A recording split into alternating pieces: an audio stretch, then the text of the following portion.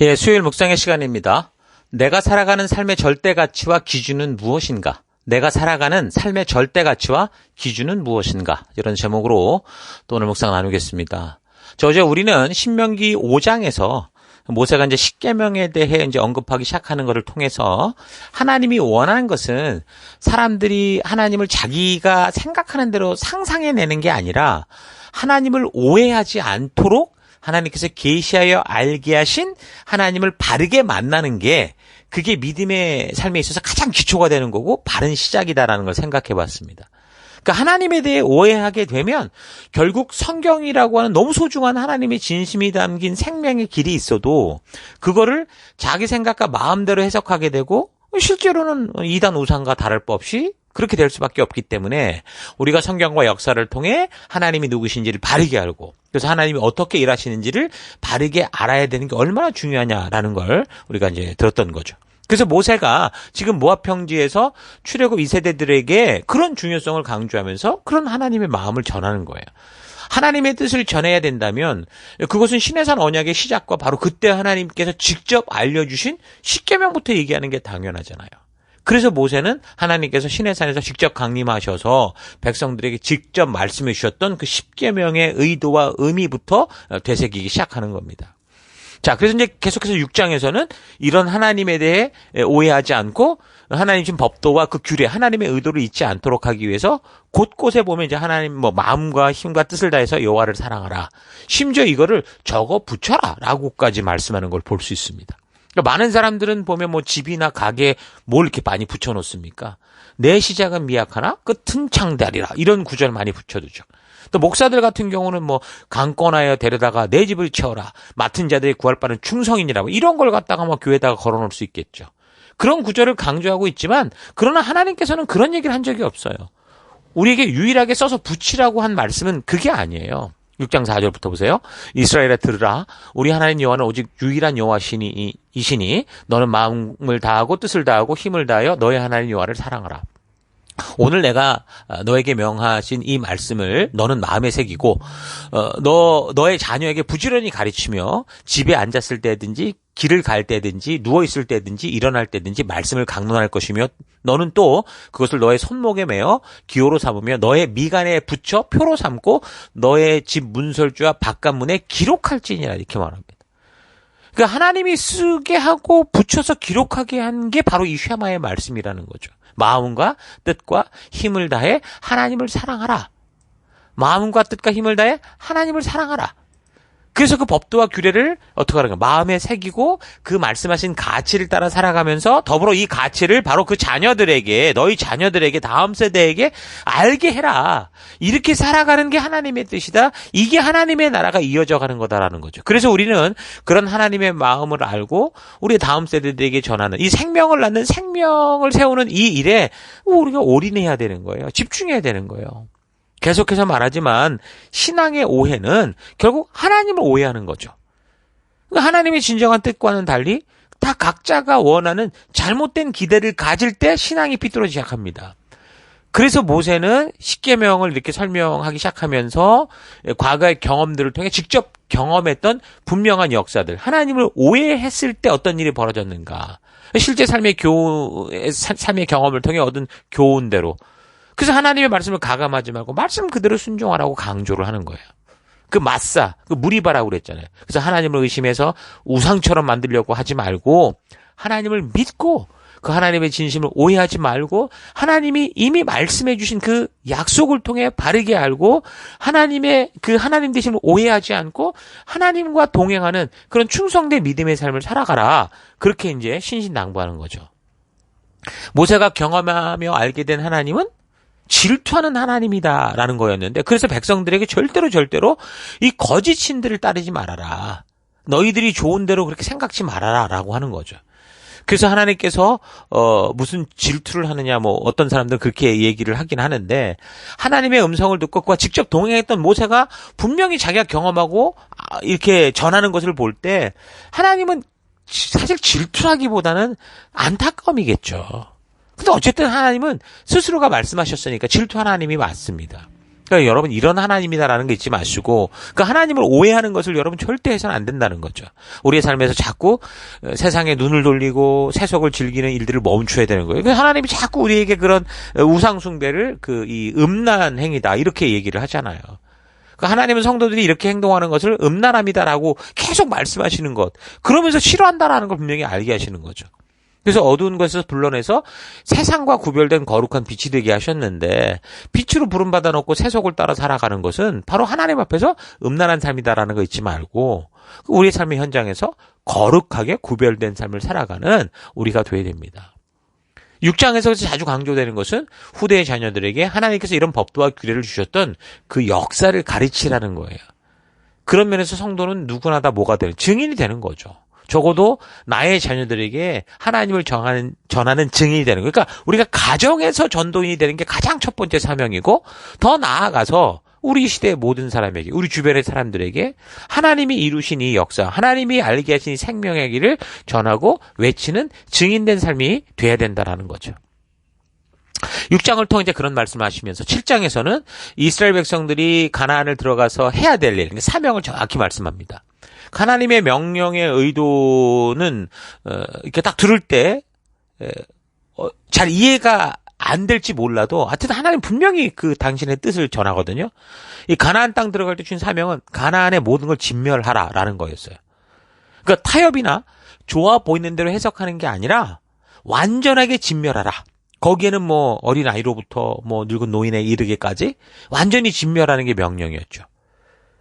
심지어 가나안 백성들과 결혼해서도 안 된다고 그랬고 결국 사람들은 그렇게 되면 어떻게 돼요? 세속의 욕심에 휩쓸려서 점차 본능을 따라 살아가게 되는데 그러다 보면 당연히 하나님을 자기가 원하는 대로 움직이는 우상으로 변질시키거나 하나님의 뜻이 정확하다는 걸 알고 하나님의 그 마음이 변하지 않는 걸 알면 어떻게 돼요? 세상으로 눈을 돌리죠. 그래서 세상에서 자기들의 본능과 욕심대로 살게 하는 그 우상을 따라 살아가는 게 인간이라는 거예요. 그래서 하나님은 이런 가난한 이런 욕심 속에 빠져있는 이들과 타협하지 말라라는 의미로 진멸하라고 말을 하죠. 하나님은 죄를 청산할 때 단호해야 됨을 말씀합니다. 뭐 딱 한 번만 5분만 얘네는 얼마 안 되니까 종으로 쓸게요. 이런 거는 결국 어떻게 돼요? 결국 자신의 영혼이 다시 그 올무에 빠지는 그 참혹함에 이르게 된다라는 걸 말해주는 거예요.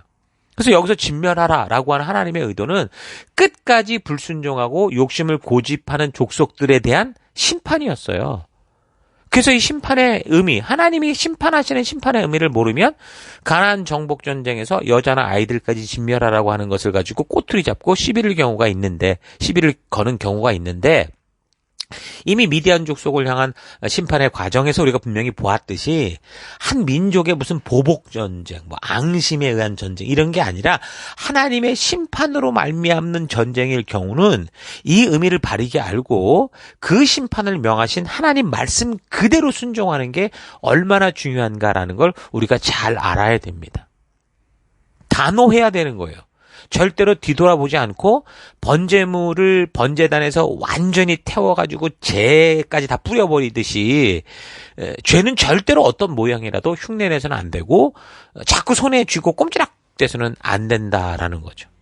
그러니까 하나님의 심판의 그런 역할, 그런 도구가 될 때는 타협이라는 게 있을 수 없는 거예요. 그래서 7장에서 모세는 더더욱 말씀대로의 순종이 얼마나 중요한가, 말씀을 변형한다던가 변개한다던가 내 생각대로 이렇게 뭘 바꾸는 게 아니라 그대로 순종하는 게 얼마나 중요한가라는 걸 상기시킵니다. 그러니까 믿는 이들의 축복은 뭐예요? 그러니까 때에 맞는 처세술, 지극정성, 어떤 그런 유머 감각이 아니고요. 하나님이 말씀하신 그대로 순종하는 이것을 통해서 하나님의 축복이 온다는 걸 우리가 분명히 알게 되는 거예요. 하나님은 죄를 심판하는 분이시기 때문에 죄악을 버리지 않고 고집하면서 살아가는 이 가난안 족속들을 두려워하지 말고 하나님의 심판의 칼이 돼서 아주 단호하게 하나님이 정결하게 하시는 그런 하나님의 도구가 될 것을 명하시는 거예요. 저들이 추구하는 그 우상, 욕심대로 살고자 하는 탐욕과 음욕들을 철저히 미워하고 더럽게 여기는 것이 바로 뭐예요? 성도의 삶이라는 거예요. 이 세상의 그런 음란한 문화와 이 세상의 그 유행을 따라가는 문화에 타협하는 게 아니라 아닌 걸 아니라고 말하는 것이 성도의 삶이라는 거죠. 그래서 모세는 그 2세대들에게 성도는 죄에 대해서 단호히 싸우고 타협하지 말고 철저히 미워하고 죄를 가까이 하지 않고 말씀의 가치대로 살아가야 된다. 말씀의 문화를 만들어 가야 된다라는 걸 말해주는 겁니다. 자, 8장도 여호와의 명령과 법도와 규례대로 지키는 것이 평안의 길이다라는 걸 이제 계속 강조합니다. 또다시 역사를 되돌아보면서 사람의 삶의 목적이 밥만 위해서 사는 거, 단지 이 땅에서 잘 먹고 잘 사는 게 아니라 여호와의 입에서 나오는 모든 말씀으로 살기 위한 것이다라는 이 사실을, 그러니까 믿음으로 살아가야 되는 이 믿음의 삶을 아주 깊이 상기시키는 거죠. 이 말씀은 예수님께서도 사탄의 시험을 이길 때 분명히 인용한 말씀인데, 바로 성도가 살아가는 그 목적, 하나님이 우리를 이 땅에 있게 하신 목적에 대해서 분명하고 너무 정확하게 알게 하는 구절이죠. 사람들은 늘 생존을 위해 목구멍이 포도청이다 이것 때문에 여러 가지 방법을, 살아낼 방법을 찾지만, 하나님은 우리의 그런 생존을 넘어서 이 가나안의 주인이 되어서 이 열방으로 하여금 하나님의 축복 속으로 들어오게 하는 그런 삶의 그 부르심을 따라 살아가라고 분명히 우리에게 말씀하시는 거예요. 그래서 8장 1절, 내가 오늘 명하는 모든 명령을 너희는 지켜 행하라. 그리하면 너희가 살고 번성하고 여호와께서 너희의 조상들에게 맹세하신 땅에 들어가서 그것을 차지하리라. 그러니까 이것은 분명 하나님이 직접 이루시겠다는 하나님의 결단이었고 하나님이 하실 약속이었기 때문에 하나님의 뜻대로 분명히 이루어질 거예요. 그리고 그들이 그래서 이집트에서 구원을 받아서 이렇게 지금 이 가나안의 주인으로 나아가는 이 자리에 있는 거죠. 자, 그런데 그 죽음의 땅 이집트를 탈출한 후에도 보면 현실적인 삶은 왜 이렇게 광야일까요? 천국이 아니라. 일단 우리가 예수를 믿고 죽은 다음에 바로 천국에 가면 좋은데 그게 아니잖아요. 우리는 예수를 믿고 이전에 나와 완전히 다른 새로운 내가 되었는데, 근데 여전히 변함없이 내가 살아왔던 그 삶의 그 현장 그대로 살아가는 게 우리의 현실인 거죠. 그러니까 우리의 현실은 그 광야처럼 보일 수밖에 없는 거예요. 그것도 이전과 다르게 이제 우리가 하늘의 생명을 알게 됐고 하나님의 사명을 알게 돼서 빛된 정체성을 가지고 살다 보니 이전에는 편했던 땅조차 이제는 막 나를 공격하는 그런 적과 같이 되는 그런 것에 우리가 사는 거예요. 그래서 하나님은 모세를 통해 우리로 하여금 그런 세상 속에서 혼자 너희가 살아내는 게 아니라 그런 속에 내가 너와 함께한다. 그러니까 하나님이 그 과정 함께 동행하여 이끌어왔던 그 과거의 역사를 기억하며 그 길을 걸으라 하는 거죠. 그러니까 성도는 세상 사람들처럼 눈에 보이는 대로 사는 게 전부가 아니라 보이지 않지만 살아계신 하나님이 주신 우리의 사명이 있기에 그 사명을 믿는 믿음 안에서 그분이 주신 뜻, 그 목적을 따라 살아가는 존재다라는 걸 알게 하는 거예요. 8장 2절, 너의 하나님 여호와께서 이 40년 동안에 너에게 광야의 길을 걷게 하신 것을 기억하라. 이는 왜 그랬냐면 너를 낮추고 너를 시험하사 너의 마음이 어떠한지 그 명령을 지키는지 지키지 않는지 그 중심을 알려 함이라. 너를 낮추시고 너를 줄이게 하시며 또 너도 알지 못하며 너의 조상도 알지 못하던 만나를 너에게 먹이신 것은 사람이 떡으로만 사는 게 아니라 여호와의 입에서 나오는 모든 말씀으로 사는 줄을 너에게 알게 하려 하심이라 말합니다.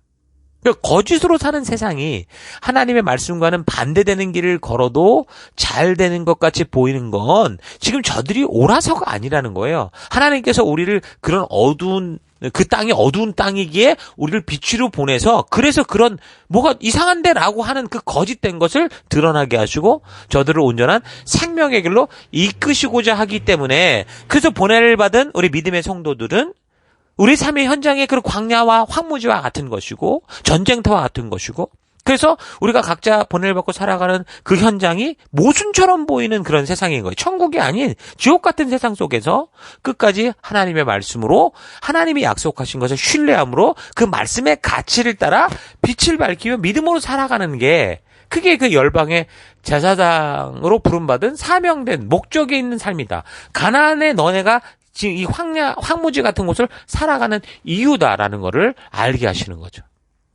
그래서 오늘날처럼 교회나 사회나 편법을 부리며 사는 것이 잘 사는 길이고 말씀대로 살면 망할 것 같은 이 시대 분위기 속에 우리는 이 말씀, 오늘 이 본문의 말씀을 더더욱 가슴 깊이 새기고, 우리가 어떤 존재구나. 우리는 보이는 것을 따라 사는 존재가 아니라 믿음으로 사는 존재구나라는 걸 기억해야 됩니다.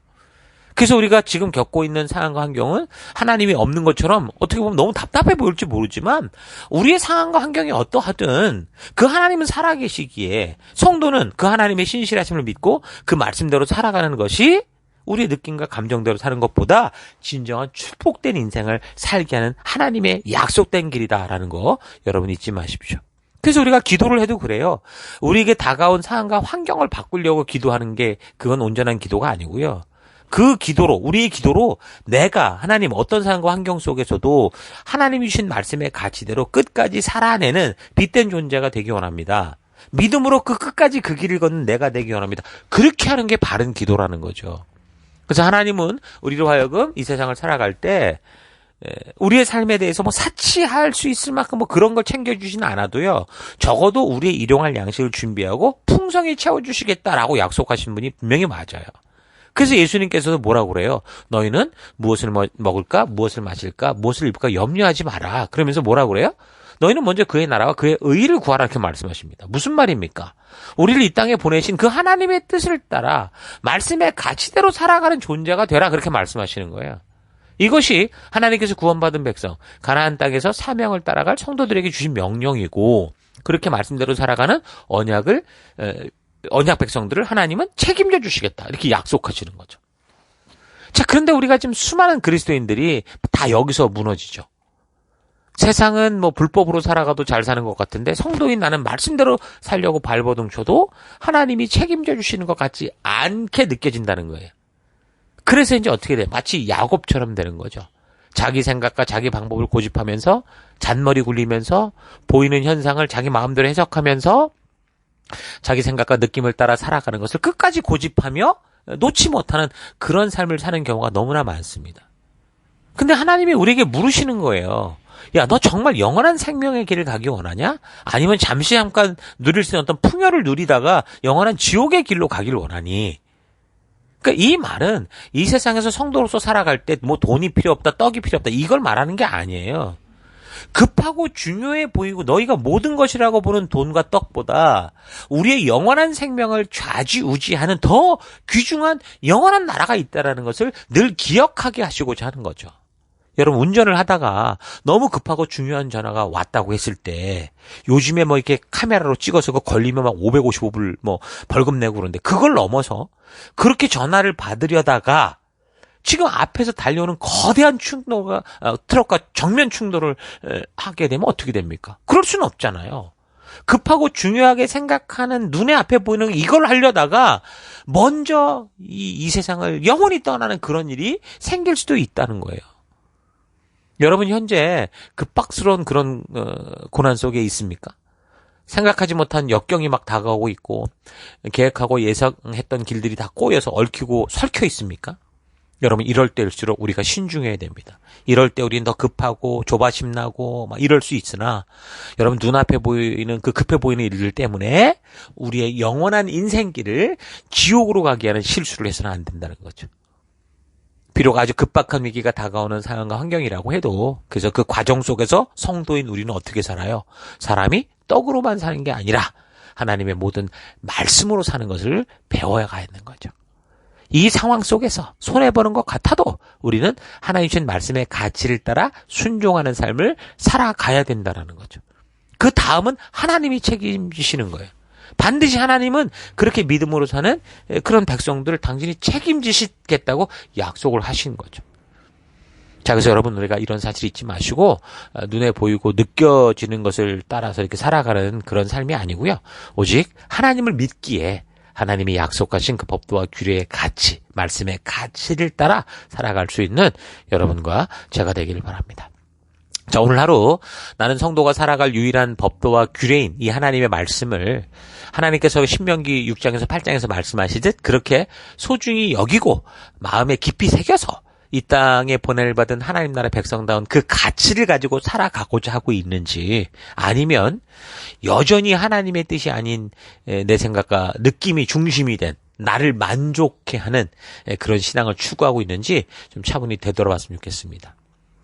이민자로서 살아가는 사람이 자기가 태어나지 않은 다른 나라의 국적을 취득해서 시민권자가 되고자 한다면 당연히 그 나라의 법도와 규례들을 바르게 알고 그 약속들을 따라 살아가는 게 상식이잖아요.